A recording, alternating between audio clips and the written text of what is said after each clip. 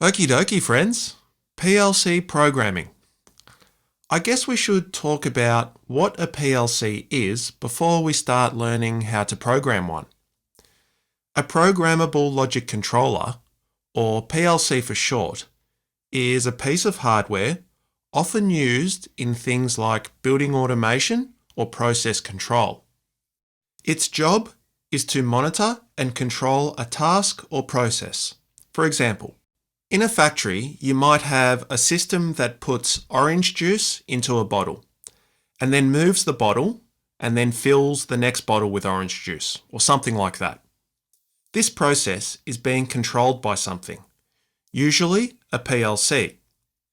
It knows how much juice to put into the bottle, when to move the bottle along, and when to screw the cap onto the bottle, and then start filling the next bottle. All these kinds of things.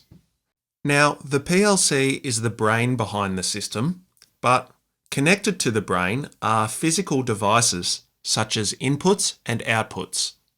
These are the electrical devices that take measurements and do the legwork for the PLC. Fancy people sometimes call these devices peripherals. Just think of these things as the eyes and ears in the case of inputs and the arms and legs in the case of outputs. The input devices take in physical information and translate that information to an electrical signal to be sent to the PLC, along the wiring that connects them together. The PLC then interprets that electrical signal and decides what to do next. Output devices receive electrical signals from the PLC over the wiring that connects them together. They then perform physical operations. So for example, a bottle is in position. It physically activates a normally open switch or contact. This is our input device. It sends an electrical signal to the PLC.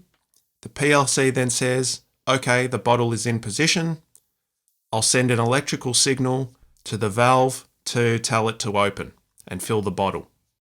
This is our output device performing a physical task. Right.